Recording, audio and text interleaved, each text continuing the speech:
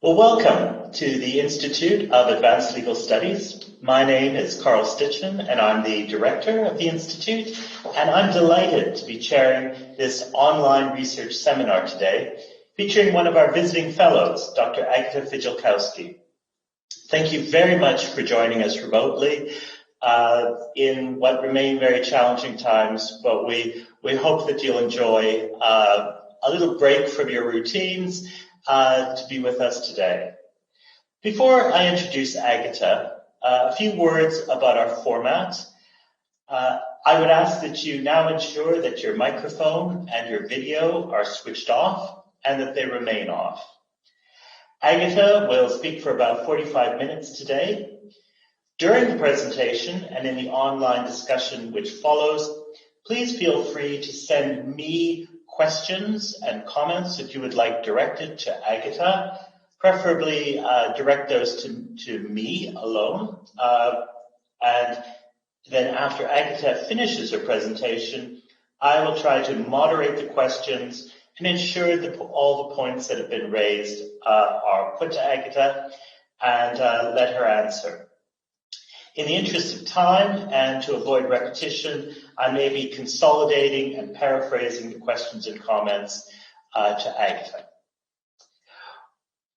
With that explanation out of the way, and I think that online explanation is sort of the remote equivalent of pointing out the fire exits, but with that done, I would like now to introduce our speaker today, Agata Fijalkowski. Fun fact about Agata. Agata's originally from Chicago. She's currently reader at Leeds Law School, Leeds Beckett University, which she joined in July 2019.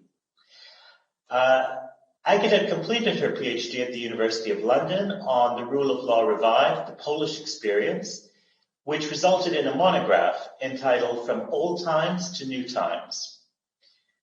At the heart of her work is the contention that constitutional guarantees for the independence of the judiciary are paramount to the success of a legal transition. Her area of research was Poland, and more broadly, she focuses on Central and Eastern Europe. Agata has also published extensively in the area of transitional justice, including the co-edited volume in post-dictatorial and post-conflict societies. She's concerned with the maladministration of justice in former communist states, in particular in the immediate post-World War II period. And fittingly, to be a fellow at the Institute, Agata has real expertise in archival work. She's researched in Albania, Germany, Poland, Romania, as well as the UK. Her current work has been funded by the Socio-Legal Studies Association grant scheme, which funded archival research in Poland. She's currently writing about one member of the Polish war crimes team, prosecutor and photographer that she's going to talk about today. And as I said, she's currently a visiting fellow at the Institute. The title of Agata's talk is The Legal Team Behind the Polish War Crimes Trials, 1946 to 1948. And with that, I welcome Agata. Over to you. Thank you. I'm now going to share a PowerPoint.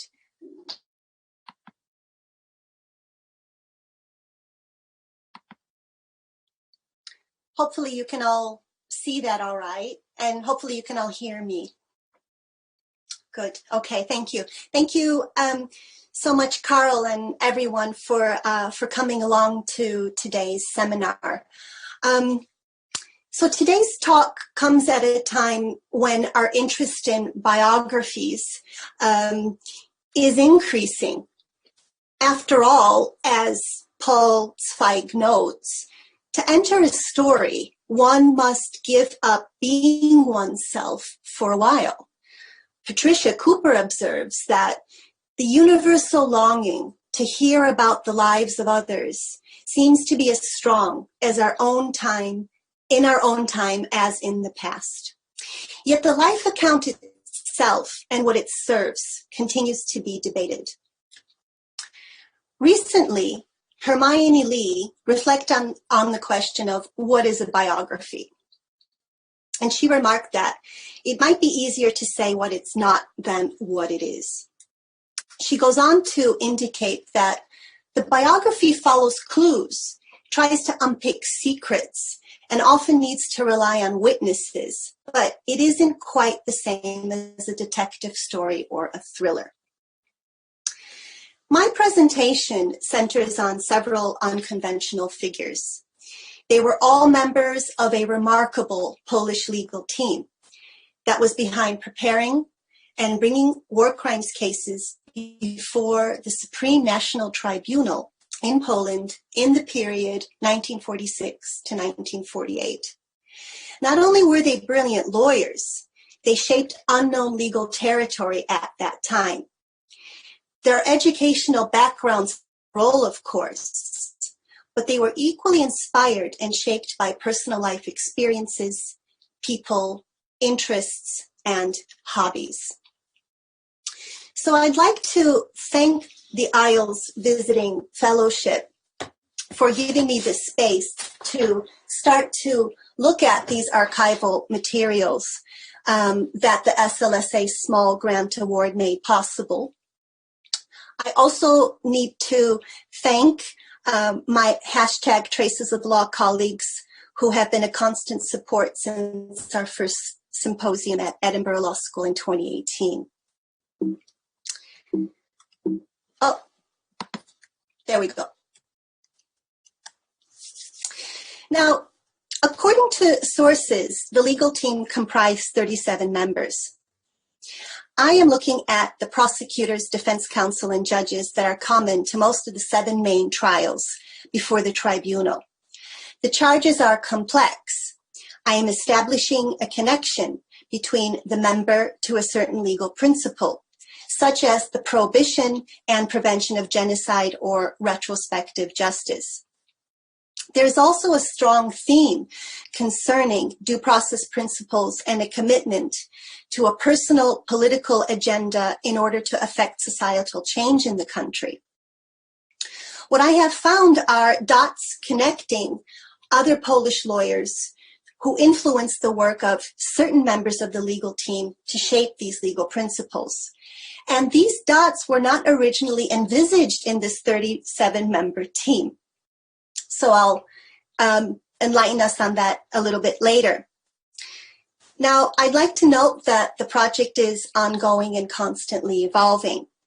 The pandemic has unfortunately curtailed research at the Polish archives, and I have to rely on research assistance in Warsaw, which is ongoing. And that also includes accessing prosecutorial statements and trial transcripts. And this is all happening at a piecemeal pace.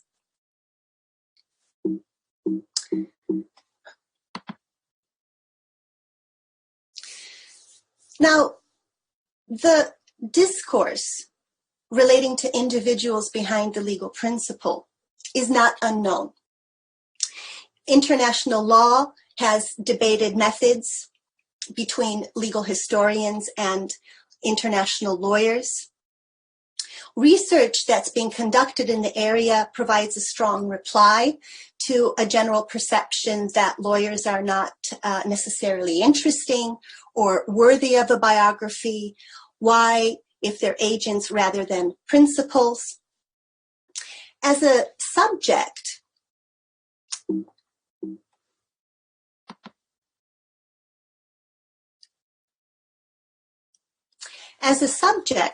scholars have been revisiting the Nuremberg trials and principles to challenge entrenched narratives and agonists and discussions that are mainly driven by an Anglo-American perspective. Now, more recently, Francine Hirsch has written about the Soviet lawyers at Nuremberg, and this is a book that I'm very much looking forward to diving into soon. Hirsch has said that master narratives have no room for the nitty-gritty and details about what made the trials possible. Philippe Sands has written an engaging and accessible account about the Polish lawyers behind the definitions of genocide and crimes against humanity. And there are also fresh perspectives presented in the work of Amann on women's roles at the Nuremberg trials. Finder and Prusen have written about the Polish war crimes trials more generally, as have Basiler and Turkheimer. And more recently, there has been a spotlight on individual Polish lawyers by Patrycja Grzebek and Karolina Wiercińska. I find the socio-legal approach quite attractive in relation to life accounts. It provides insights, and writers in the field who adopt this particular approach to a legal biography raise a series of questions in relation to the manner in which judges, lawyers engage with their work. The life history is seen as a life story that is located in the societal, political, and historical context. And in some of these works, notably by Fiona Cowney, there is the point made about self-reflexivity. And this is an important question in relation to works that engage with archives, archival materials, in particular materials that deal with violence and engaging with subjects that are no longer living. And that is something that has been highlighted and correctly flagged up by Jelena Subotic, for example, in how to treat this information and how to treat it as something that is really lived. The point of subjectivity is an important one to raise here, and obviously outside the scope for a comprehensive discussion at this point. But it must be noted that, for example, in this case, suddenly I have been confronted by my family's Polish history, and also learning about family that were at Auschwitz, or peers of the family who perished at Katyn. And I wonder how to tell these stories objectively. Likewise, I suggest that the biography can be understood politically. It's a product of the time. It changes in value. It's an important barter between the authorities and judges or lawyers, for example, here. The political climate in Poland at that time was not consistent. The members of the legal team knew this, and they equally understood the role and the malleability of a biography. Biographies play a role in the development of this legal historical narrative. So this variety of, these variety of methods rather, inform the way that I'm looking at official or unofficial writing or records, private correspondence, also artworks and film, and it's all with a view to encourage a broader discussion. I like working at the ground level and working my way up, and this is the best sort of, because I'm visual, I see this as sort of like connecting the dots, if you like, here, between team members and agents with respect to the rulings of the Supreme National Tribunal, which could be amplified more in relation to wider discourses about Nuremberg. The biography here and the narrative are inseparable.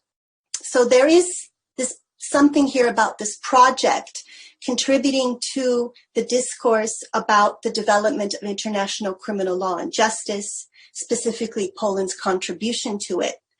And like Francine Hirsch, I'm not afraid of messy narratives, and I see value in setting out contradictory ones, successes, and failures. So the project story is only just the beginning.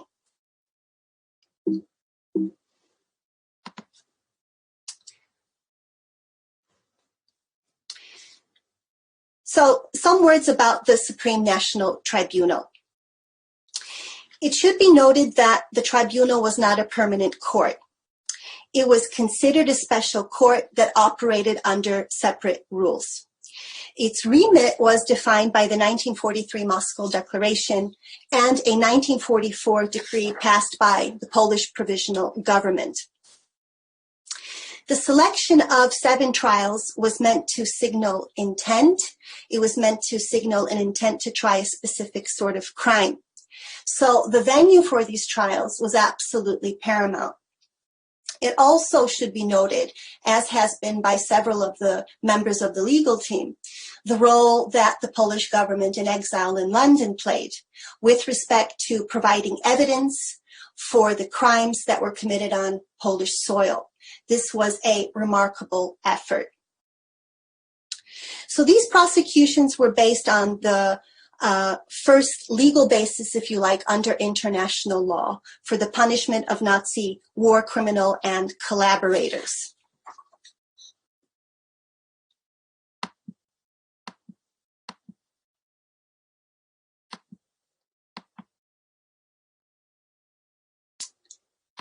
Okay. I'm sorry, I'm very bad. I'm a little bit nervous, so my PowerPoint skills have seemed to have gone out the window. If you just bear with me here.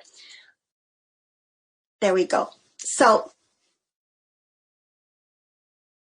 and additionally, it should be noted that there were special criminal courts that were created to accelerate certain prosecutions and court procedures that were operating under the 1944 August Decree. But the spotlight itself was on the tribunal, on the Supreme National Tribunal, and its remit to deliver justice for crimes that had so far not yet been determined and recognized by law. So the members of this legal team were fully aware of this pressure that they were under, that was imposed on them in connection with the serious nature of these trials. And as we shall see, many went out of their way to seek out experts and non-legal sources in order to advance legal interpretation and application with respect to these crimes. So a few years back, I was researching at the Polish archives, and I was struck by this particular photograph here of this individual in the back with very striking pictures. And when I investigated further, I found out that actually this individual was an investigating judge who played a key role in ensuring the success of the war crimes trials domestically. So this is the picture of Jan Sen and colleagues from May 1945. And they're having a bite to eat on top of a lorry, and they're on their way to Auschwitz to conduct a fact-finding mission and gathering evidence in preparation for the domestic cases. When I investigated further, I found that Sen was largely unknown to the outside world. It was almost as if he was intentionally silenced, and this was quite a surprise, given his role in gathering evidence for the war crimes cases, which was absolutely vital. Jan Sen was an investigating judge. He had a specific role at the main commission for the investigation of Hitlerite crimes. And it's also important to point out the colleagues that he is sharing this moment with in this image. The colleagues that are pictured here with Sen are the clerk of the court, Stefania Setmeyer. There's also Krystyna Szymańska, who worked with him at the main commission. And there's also an individual named Jadwiga Wojciechowska.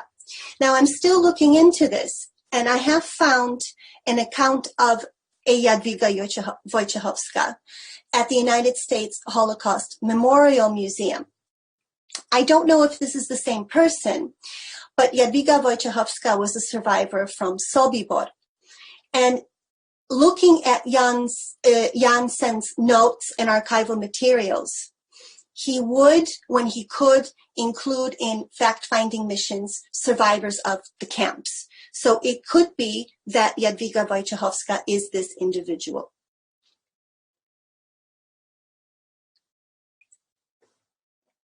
Now, Sen himself was born in the Austro-Hungarian Empire. Like many, if not all, of the members of this legal team, the individuals were born at a time when Poland was not on the map. Sen grew up speaking both Polish and German. Sen went on to study law at the Jagiellonian University in Krakow. He had a passion for criminal science. He had an absolute passion for forensic work. And he quickly, upon finishing his law degree, started a job in the investigation branch in the courts in Krakow. When the war broke out, it's not clear what Sen's activities were during this time.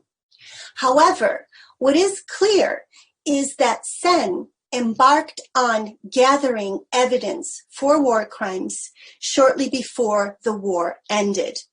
And he did this at a very quick pace. He did this with, motivated by looking throughout the country, traveled throughout Poland. And he did this and succeeded in setting out a comprehensive account of Auschwitz and its transformation from a prisoner of war camp to a labor camp to a death camp. He also did this through the eyes of its commandant, Rudolf Huss. Now, Rudolf Huss was tried in Poland. However, he was also a witness at Nuremberg, and he played a key role in providing evidence there as well as in his own trial. Sen convinced Huss to write his own memoirs, and the result was a monograph that, according to some commentators, provides what is arguably the most chilling glimpse into the mind of a mass murderer in human history. Sen would argue that he was trying to understand the personality of a person who had been responsible for a death camp. Sen knew German, and this was invaluable in relation to collecting evidence and also in interrogating war criminals like Huss. Sen could work under extreme pressure. He was also able to visit camps and bypass Soviets. Sen, however, left very little personal history. And there is some commentary in relation to what motivated him, in addition to his search for justice, what motivated him to travel around the country to collect evidence at such a pace. So Sen had a brother who, during the occupation, registered his whole family as Volksdeutsch. He also went on to become the mayor of his village. And when it became clear that the Germans were going to lose the war, the brother vanished, and he disappeared. It's not clear if Sen had any contact with his brother. He did assume care of his children, and it's unclear whether he knew the whereabouts or what was occurring at that time in terms of his brother. Now, it should be noted that there is a biography that is coming out on Sen, so there is a renewed, revived interest in his life account. So that might clarify some further information with respect to this parallel motivation of Sen's. So Sen played an absolute vital role in terms of how testimony was compiled and presented as evidence. His private papers have copious notes with respect to the application of the law, with respect to keeping records of individuals that were coming before the special criminal courts, and also lists of Nazi war criminals who were not released or extradited to Poland. Now, Sen also worked with another brilliant Polish criminal lawyer who was not part of the legal team, but that advised him on gaps in the law, and that was Władysław Wolter.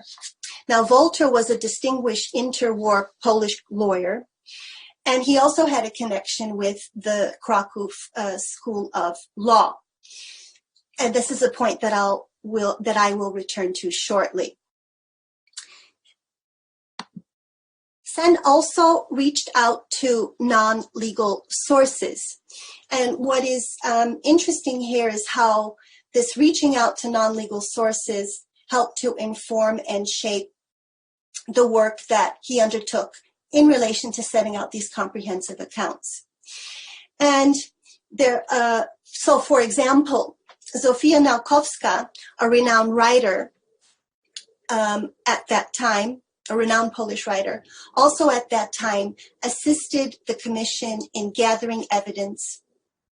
Her experiences with Sen and colleagues resulted in a collection of short stories about the victims and witnesses of Nazi genocide in Poland. These experiences cannot be ignored when we look at how legal principles of the prevention and prohibition of genocide have been shaped. And here is an image that I came across, again, coincidentally in the archives, of Jan Sen and Zofia Nałkowska together from 1945. I would like to now turn our attention to the next protagonist, if you like, and that is of Tadeusz Cyprian. And this is someone I have researched quite extensively and on whom I have a forthcoming publication. Cyprian was also born in the Austro-Hungarian partition. Cyprian trained as a pilot. He studied law at Jagiellonian University in Krakow. And at the outbreak of the war, he was working as a prosecutor in Warsaw Supreme Court. He, along with the other judicial pool in Warsaw, fled the country. And they had a reunion with whoever survived in London and decided to take up the work of gathering evidence for the war crimes trials. Now, it's important to note that for all intensive purposes, the Polish judicial community had been wiped out. And the survivors here that found themselves in London had a critical role to play in what was to come in terms of legal developments. Cyprian would eventually make contact with Winiarski, who would be appointed as a judge on the International Court of Justice. Winiarski was instrumental in providing the green light for Cyprian to become a member of the UN War Crimes Commission. Now, there is also an important contribution to make to the ongoing research that's being conducted on the UNWCC here. And that's most recently by Kirsten van Lingen and, of course, Mark Lewis and Dan Plesch. There's still more to be said about the UNWCC. Now, Cyprian was already aware of the communist authorities' foothold in the eastern territories of the country. He knew that law was developing at a rapid pace, and he observed that there are even risks involved in my returning home.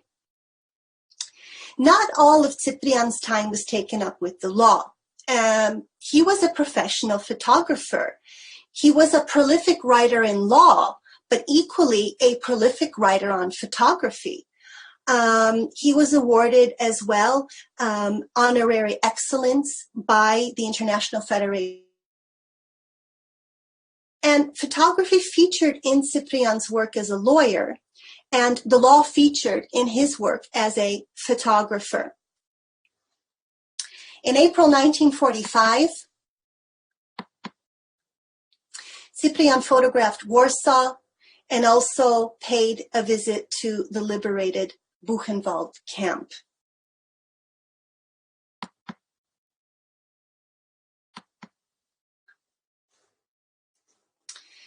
Now, as deputy representative of the Polish government at the UNWCC, Cyprian was involved in gathering evidence about war crimes, and the collections of the UNWCC contain approximately 15,000 names of war criminals reported to the Commission by Poland alone.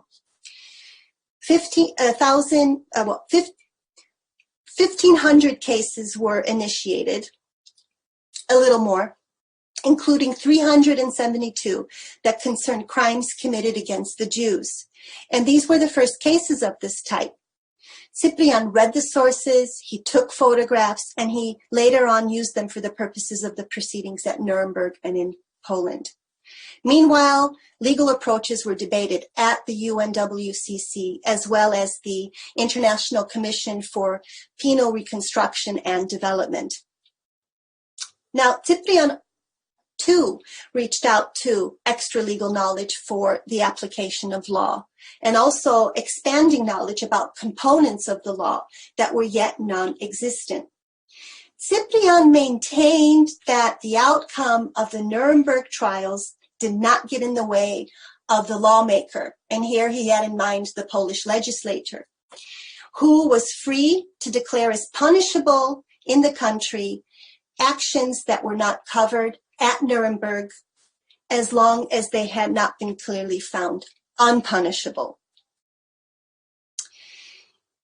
Because of his work at the Commission, he was able to observe the Bergen-Belsen Trial, where he forged close ties with the British legal team. And there's some very interesting personal correspondence between Cyprian and the British prosecutors. Cyprian borrowed from the British military trials and Nuremberg prosecution and argued in his speeches that the Nazi war criminals and the entire clique of Hitlerites had a general plan for world domination. And these are taken from Nuremberg and also from the Bergen-Belsen Trial. And in fact, to use Marcinko's reference, the first four cases, if you like, of the tribunal comprise a sort of judicial acquis with respect to the crimes of genocide.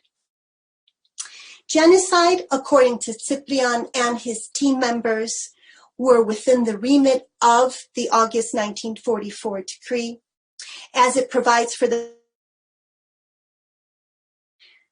He also reached out to provisions found in the 1932 Polish Criminal Code that concern murder or grievous bodily harm or torture and ill treatment,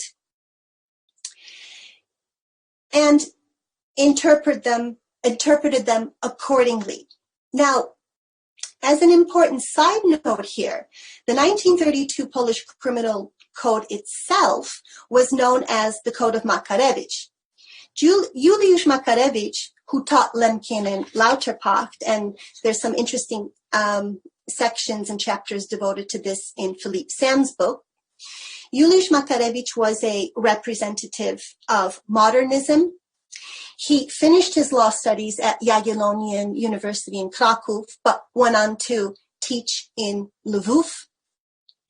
Makarewicz was a leader of the sociological school of criminal law, and he was known to employ a rhetorical style, often emotional, making legal comparisons. There is a strand here in terms of the Krakow school that's reflected in Sen's collaboration with Władysław Wolter and with respect to Cyprian. In the Amon Guth trial, which was the second trial before the tribunal, Cyprian emphasized that Guth had either personally killed or ordered the killings of Jews, about which there was ample witness testimony. Cyprian went beyond the physical and biological connotations to argue that cultural genocide was carried out by the Germans. And in his prosecutorial speech, he would cite the work of his compatriot, Ralph Lemkin. These examples of genocidal acts were presented in chronicle order, and this was based on the meticulous work done by Jan Sen. Both Cyprian and his colleagues took seriously their responsibility to represent the victims in treating ethnic Poles and Polish Jews alike. So there are prosecutorial approaches here that also should be considered more widely with respect to what was occurring at that time. There was the Soviet model that was occurring in Kharkov and Krasnodar, as well as in the Eastern Territory in Poland at Majdanek, trials from 1944. And there's an important narrative here to note with respect to the Majdanek trials too. So Cyprian's appreciation of the role of documentation in photographic work would inform his endeavors as a lawyer. It's clear that he was devastated by the losses of his country, and he would also have been conscious of the Stalinization of justice in Poland, as well as the vulnerability of his profession. So when I sort of finished compiling Cyprian's life account and thinking about the shaping of the legal principles and his hobby and his interest, I also was struck by a point made by a commentator, a Polish commentator, in relation to the tribunal. And that was that where was the broader discussion among jurists, Polish lawyers, in relation to the legal solutions that would be available? It's a point made in this commentary in comparison to what was occurring in terms of debates between Anglo-American jurists at Nuremberg. And it's when I started to think about this that I accidentally came across one of these dots that I was talking about earlier on in terms of someone who was not on the legal team but had such an important role in shaping it. Now, this is where I say that in my nerves, sorry, I'm going to the end, and I haven't uploaded the correct PowerPoint that has this picture, but it's referring to a lawyer, another Polish criminal lawyer who did his training in Vilnius, Stefan Glaza. Now, Stefan Glaza worked alongside Cyprian for a little while at the War Crimes Commission. And the reason that Glaza is important here is not only his far-reaching thinking in relation to international criminal law. He always felt that domestic venue was much more important than an international venue. But it's this point about retrospective justice that struck me in relation to Glaza. He, in 1942, wrote a very detailed and comprehensive account in relation to how one must adhere to the legality principle and not lift retroactivity of the criminal law. And it seems that with further reflection on, in particular, the maladministration of justice that was occurring in the Third Reich, he rethought and argued a different and sort of 360 turn in terms of adhering to this legality principle, and argued that one must treat as guilty war crimes, judges applying illegal laws and regulations. And this is relevant strand also in relation to what was occurring in Germany at that time in terms of thinking about the meta values of, if you like, a higher form of justice. And here I'm thinking specifically about Gustav Ragbrook. Now, as I said, Glaza was not part of the legal team, but you know, his influence is there. It's marked in Cyprian's role and prosecutorial speeches on the part of the team, working or thinking about a biography. So in the remaining time here, I would like to draw your attention to some other members of the legal team, provide little snapshots or vignettes in relation to these remarkable individuals to sort of, if you like, give us some more dots and a little bit more to this tapestry here. One of Cyprian's closest colleagues on the prosecutorial team was the man pictured on the left here, Jerzy Savitsky. Cyprian and Savitsky would write extensively, together co-author books in terms of Poland's role at Nuremberg, and also books about the atrocities that were committed on Polish soil. Savitsky was himself a criminal lawyer. He completed his law studies at Lwów. So there's a Kraków connection there in relation to Juliusz Makarewicz. He came from a Jewish family from Lwów, Jerzy Savitsky. He changed his name, and the materials at the archives point to an individual that was under surveillance for most of his life.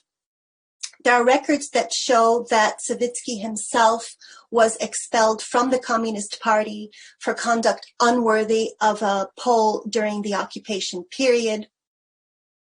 So there was something that was held over him during his time working as a professor in criminal law at the University of Warsaw throughout the duration of communist rule.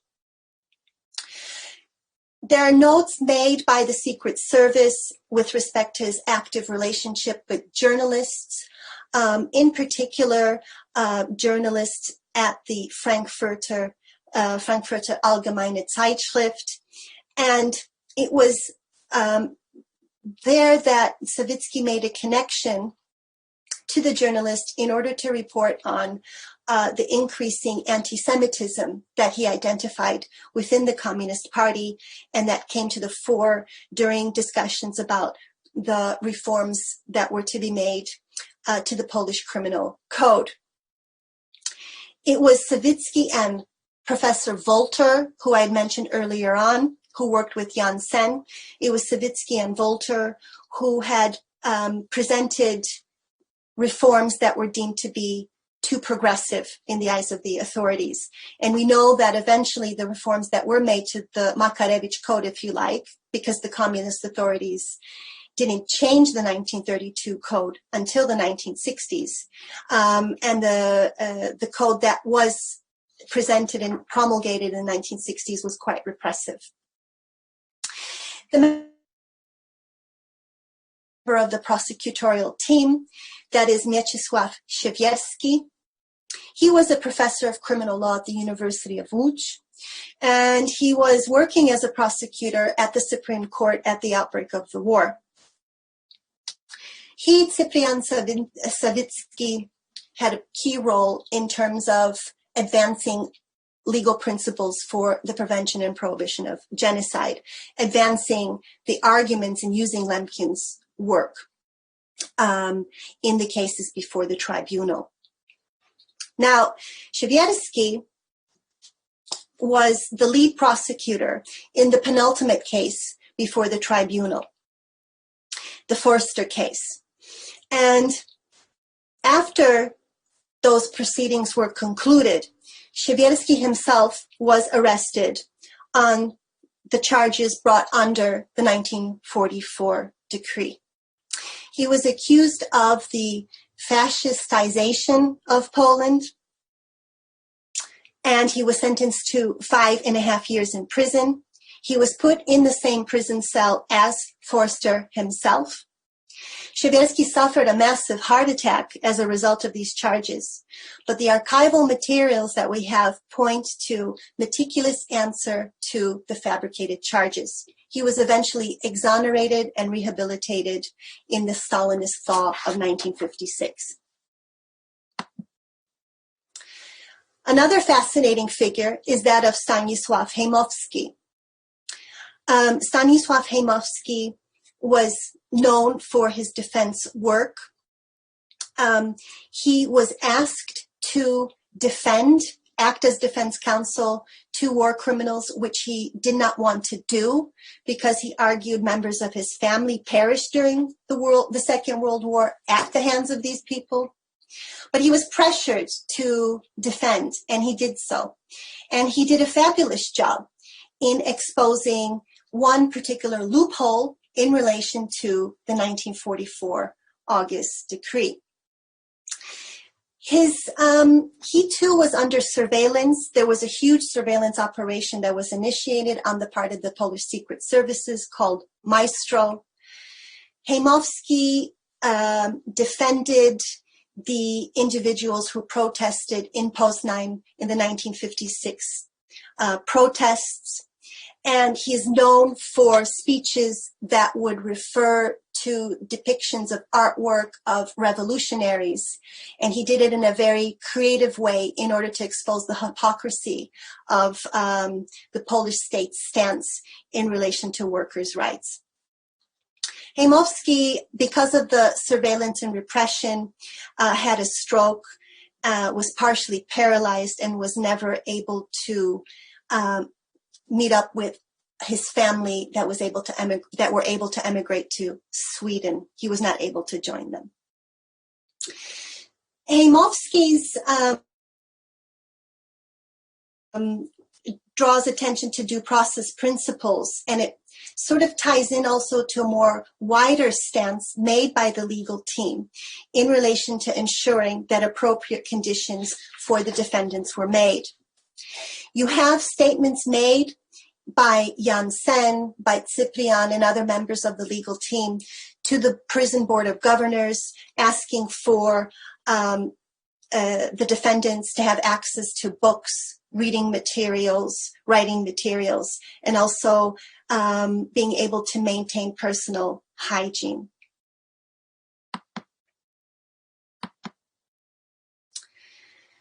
So, without any warning, the tribunal was disbanded in 1948. And so, in terms of a concluding thought here, or some thoughts here, this brings us back to Hermione Lee, who also queried whether a more interesting question about a biography might be, what is it for, or why does it matter? We have seen how much more we can learn from a biography through these brief snapshots and vignettes into selected lives. We have suspended ourselves and considered that these lives have really happened, and we've been able to connect the dots with respect to various lawyers between themselves and also to wider discourses in the tribunal and Nuremberg and key legal principles. I wonder what clues are left for us to discover, and I think that there are still many to uncover here. This is a detective story, actually, and a legal narrative that is incomplete. The legal team here had an objective, and that it wasn't only to punish war criminals, but it was also to embark on a new legal pathway for the country and to set out as comprehensive account as possible to the wider world, if you like, with respect to the enormity of the crimes and atrocities that were committed on Polish soil, but also with a view to forging something in relation to key legal principles. So thank you very much for your time. Thank you, Agata. That was a fascinating journey through a remarkable period of history. If I can, just to repeat the introduction I gave, I would encourage colleagues who would like to address a point to Agata, to raise questions and comments, to actually write out in the chat function what they would like to raise, and I will try to moderate. But I'm going to use the chair's prerogative to ask the first question, and maybe it's a nasty question. You in passing that you're a very visual person. And I wanted to ask you, and that comes through, obviously, in this work, but I wanted to ask you a bit about how you see that that kind of visual standpoint connecting to the methodology that you adopt here. How important is the visual to this research? Okay, it's not a nasty question. So I think the visual is very important here. I mean, you know, law is performative, and these, if you like, images, in particular ones that depict the performativity of the law, have something here to say about the performativity and the enactment of the law, if you like. So there are connections here also to be made with respect to how the images here would be disseminated in relation to advancing a particular message, if you like, with respect to how law and justice is achieved, what have you.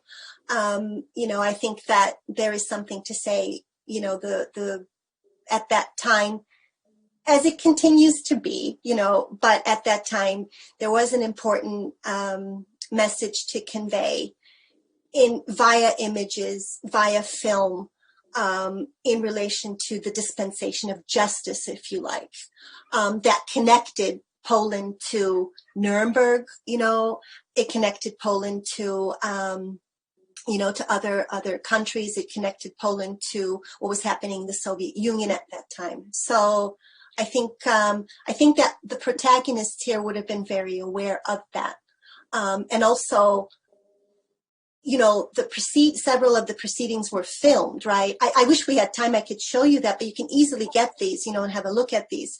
This is quite monumental, very important, and the prosecutors knew this. The prosecutors knew this. So I find I don't have a problem with engaging with the visual in these because of the performative nature of the law. That's very hard to argue against, if that makes any sense. Right. We have a question. First of all, I should say we're getting lots of thank yous to Agata for her research. But I'm very sorry. I uploaded the wrong PowerPoint. I'm totally embarrassed. I had cropped a lot of the images, but I hope that you enjoyed them anyway. But I must apologize. We enjoyed them. And as Andy comments, and I couldn't agree more, this is really exciting research. He'd like to ask about the challenge in working from the ground up with such a rich and diverse set of biographies.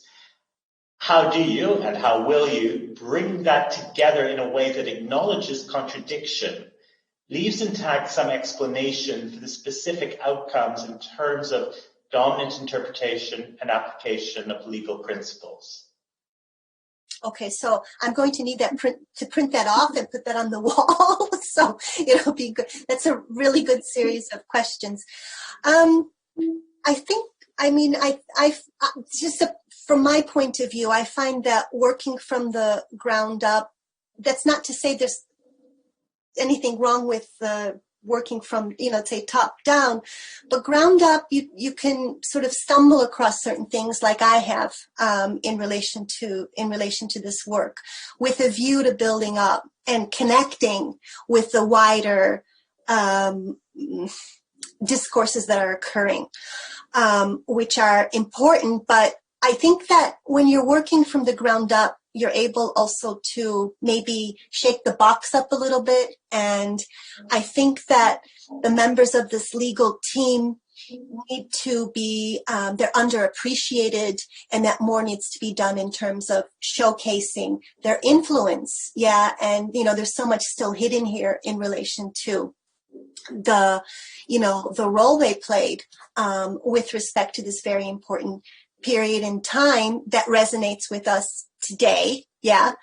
And that, there are strands that connect the present to that past.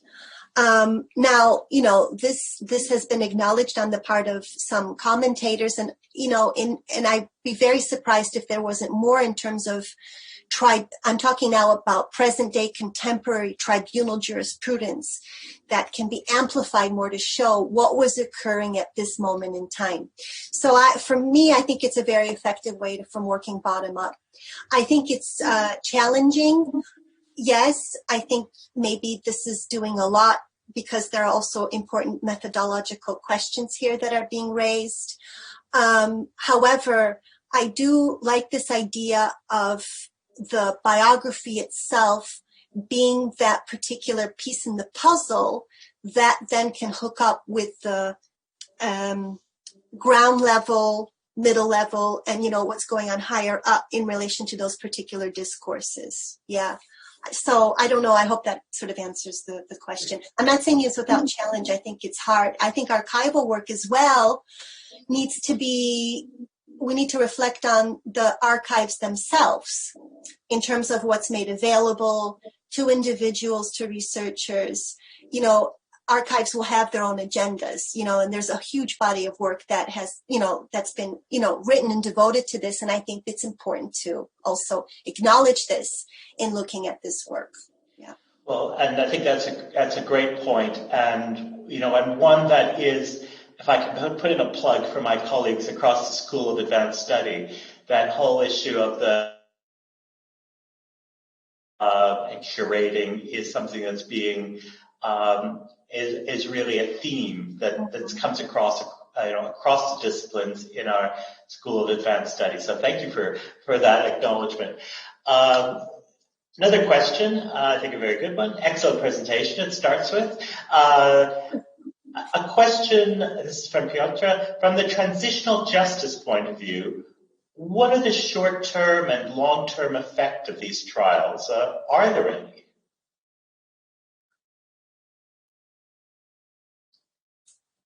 So, yes, I mean, that's a really interesting point because, like transitional justice, I suppose we tend to maybe have a different hat on in relation to like time periods.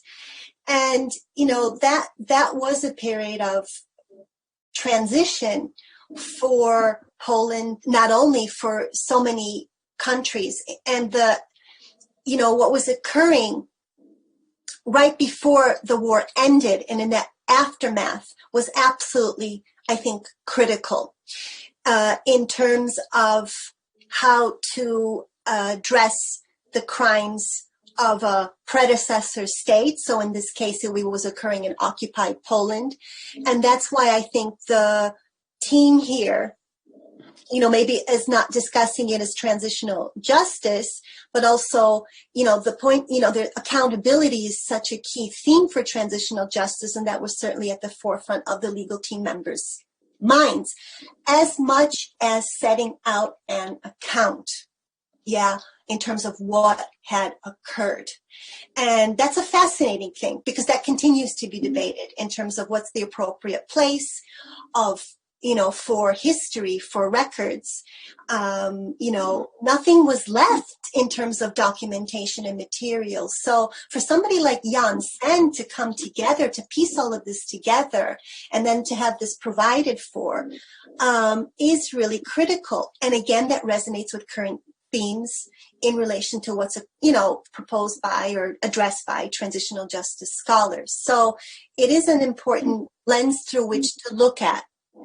As well, sorry, I'm just thinking, I think it's really important because if you're looking at goals, it's not only about retribution. I mean, there was no question here that individuals would be sentenced to death. However, if you look at the 1944 August decree, that would be under Articles 1 and 2. The tribunal did acquit at least somebody. It did adhere to these principles of, a trial that adhered to due process principles. And you had outside observers attesting to that including, representatives from the US or British. So that is also an important point of transitional justice, and the fact that you had Cyprian, Savitsky bringing the tradition of the Krakow school in terms of, thinking about rehabilitation in terms of punishment as well, humanization.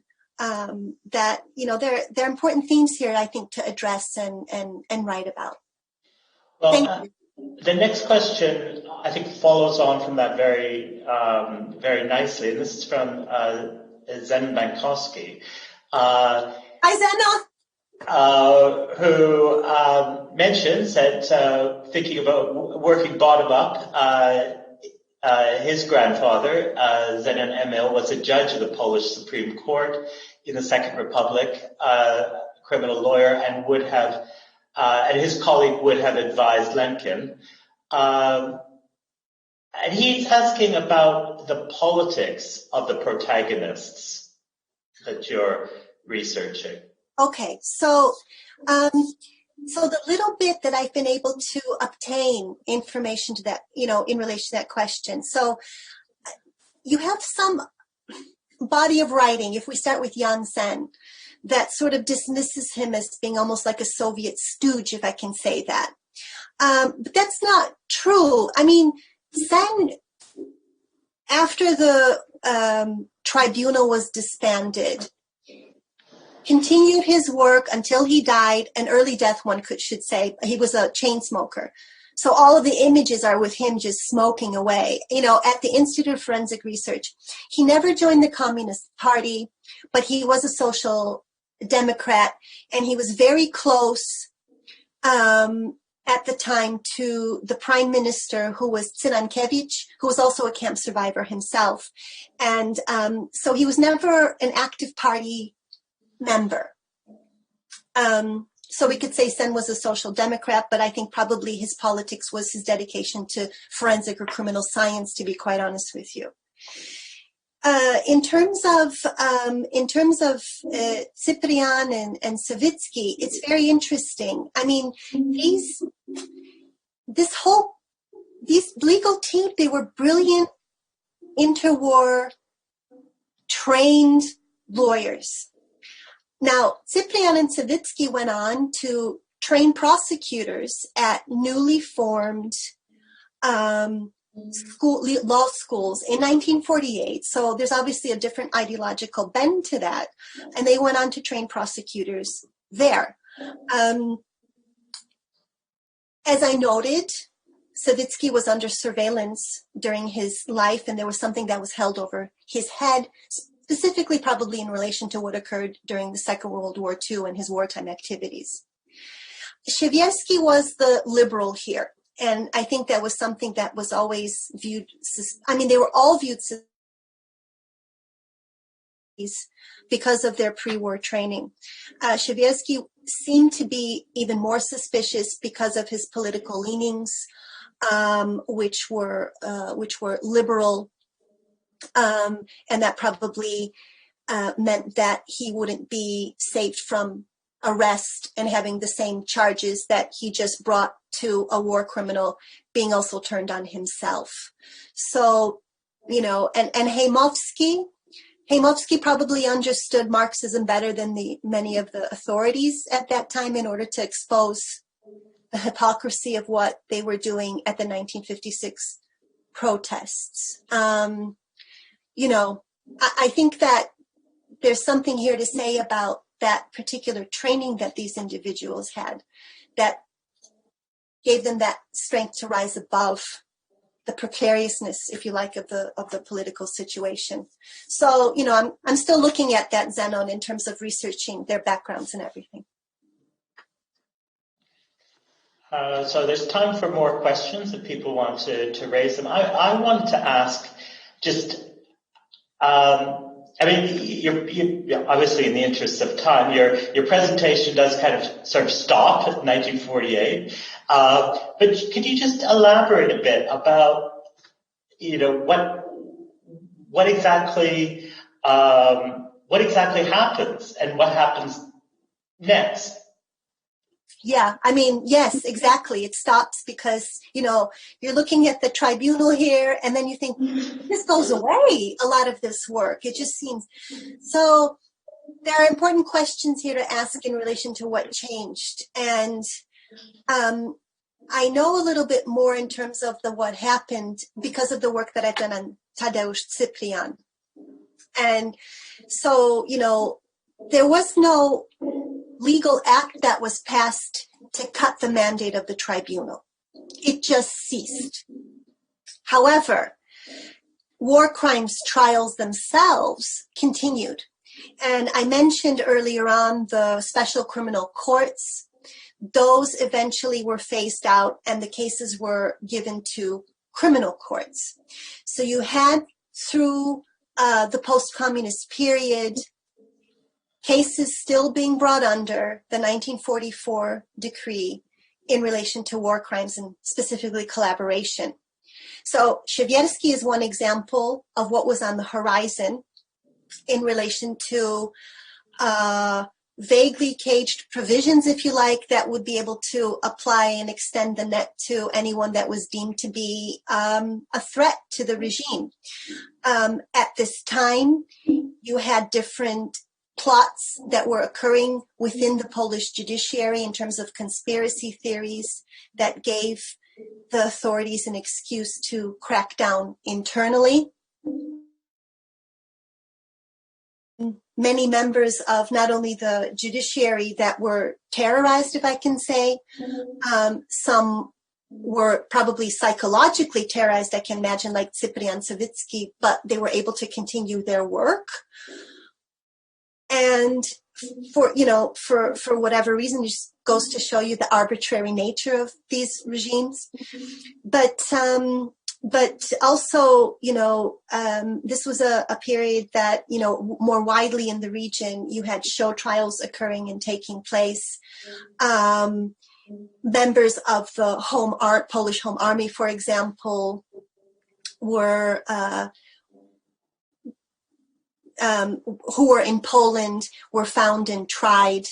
And these weren't open courts. You're looking here at, a day's work and a death sentence was passed, what have you. So there was something quite critical that was occurring within the legal system and the dispensation of justice at this time, the Stalinization of it.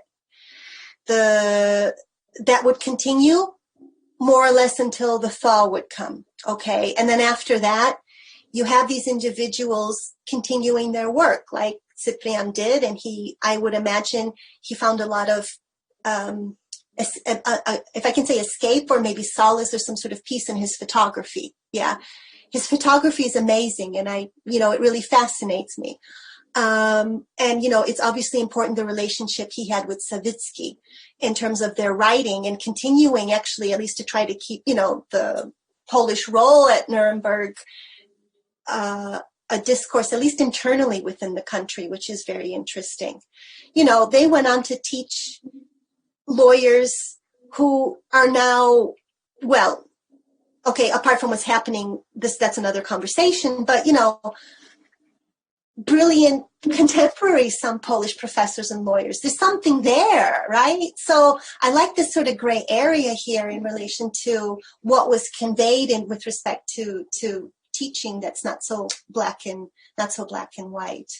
So yeah, I don't know. You know what I mean? It's sort of like quiet, but.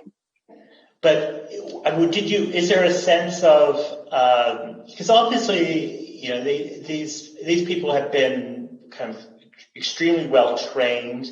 Yeah. They have a clear belief in legality, yeah. In due process.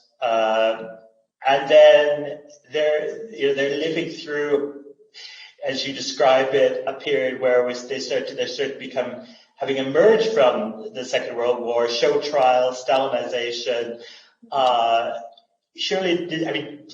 Have you found evidence that this leads to, you describe kind of escape through photography, but does it also lead to kind of crisis in their own belief in the effectiveness of legality, which I suppose has contemporary resonances as well?